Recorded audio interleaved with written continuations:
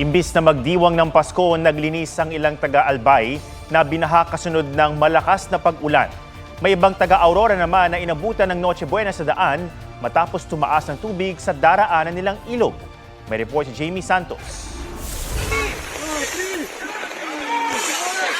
Besperas ng Pasko, nahulog ang kotseng yan habang tumatawid sa spillway sa Santa Cruz, Marinduque. Tulong-tulong ang rescuers at volunteers para maiangat ang kotseng may sakay na pamilya. Kwento ng driver at anak, natangay sila ng ragasan ng tubig. Patuloy pang pinaghahanap ang isa nilang kasama. Sa Legazpi City, Albay, imbis na paghahanda sa Noche Buena, sa pagtataas ng mga gamit naging abala ang mga residente. Matindi rin ang pag-ulan sa bayan ng Santo Domingo. Pinasok din ng tubig ang fire station ng Ragay sa Camarines Sur.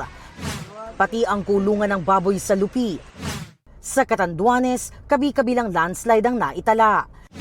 Nagkabitak na rin ang bahagi ng Sampaloc-Lucban Road sa Quezon.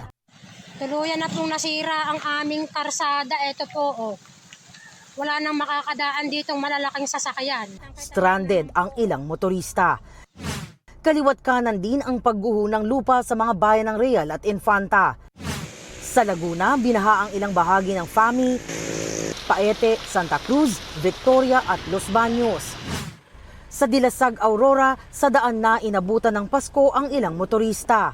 Stranded sila matapos tumaas ang tubig sa dadaanan nilang ilog. Halos 16 na oras daw silang naghintay na humupa ang tubig. Ayon sa Pag-asa, posible pang tumagal hanggang bukas ang maulang panahon sa buong bansa. Epekto raw yan ng iba't ibang weather system, gaya ng shear line o ang pagsasalubong ng malamig na hangin galing northeast at ang mainit na hangin galing silangan. Ang northeast monsoon ang nagpapaulan sa northern Luzon. At ITCZ o Intertropical Convergence Zone ang nakakaapekto naman sa eastern part ng Mindanao. However, posible kasing umangat yung axis ng shear line at inaasahan nga natin na posible na ito makaapekto sa eastern section ng northern Luzon. So asahan natin mga Cagayan Valley. Sa mga susunod na araw, posible maging maulan na rin dyan.